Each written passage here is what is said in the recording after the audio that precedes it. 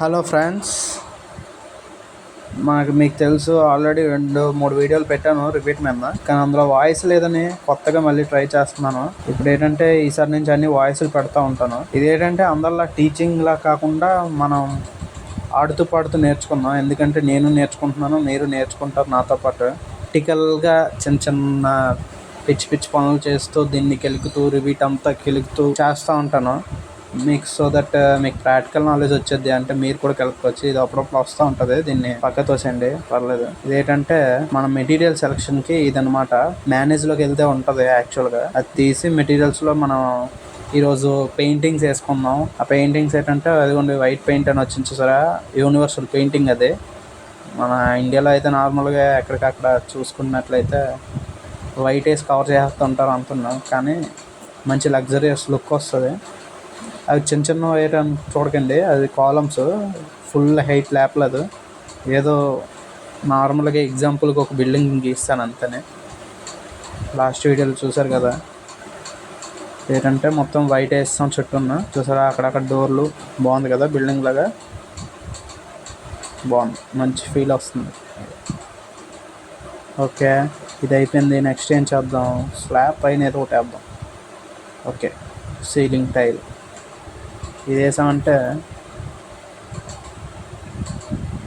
చూసారా చిన్న చిన్న బాక్సులు, చిన్న టైల్స్.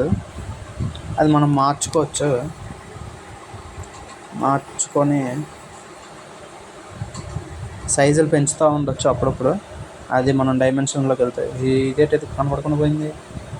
అదే అప్పుడప్పుడు చిన్న తేడా పనులు చేస్తాను కదా, ఇదేని ఇది కనిపించట్లేదు అని చూస్తూ ఉంటే. ఓకే, కనిపించింది. ఇది నార్మల్ హైట్ చేసుకోవచ్చు. కాకపోతే స్లాబ్ పై పోర్షన్ కనబడట్లేదు కొన్ని. ఓకే, మనం హైట్ చేద్దాం. సో అదంతా సెలెక్షన్ అనేది ఇలా చేసుకుంటే హెచ్ కొట్టామంటే హైడ్ అయిపోద్ది. అది కొంచెం చూసారా టెంపరీ హైడ్ అని వచ్చింది పైన. ఇప్పుడు ఏంటంటే లోపల ఉన్న కనబడతాయి అన్నమాట హైడ్ చేసినట్టు. మనం అది రివర్స్ తెచ్చుకోవాలంటే హెచ్ఆర్ అనేది టైప్ చేస్తే మళ్ళీ రిటర్న్ వచ్చేద్ది అనమాట.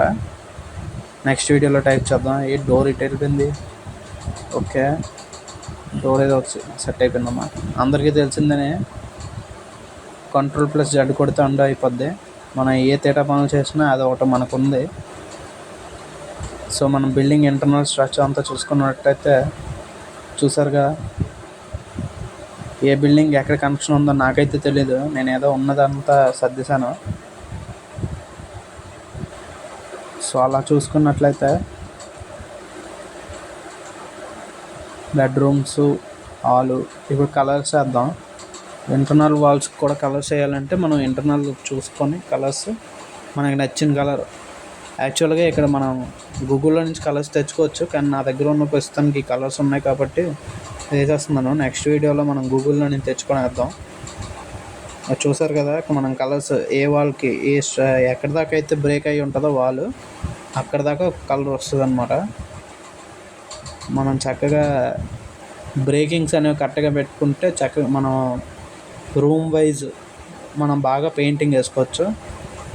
ఇంటీరియర్ అనేది బాగుండాలంటే మరి మనకు పెయింటింగే మెయిన్ లుక్. అది చూసారా కింద టైల్స్, దాన్ని కూడా మనం ఇక్కడ ఇలానే వేసుకోవచ్చు.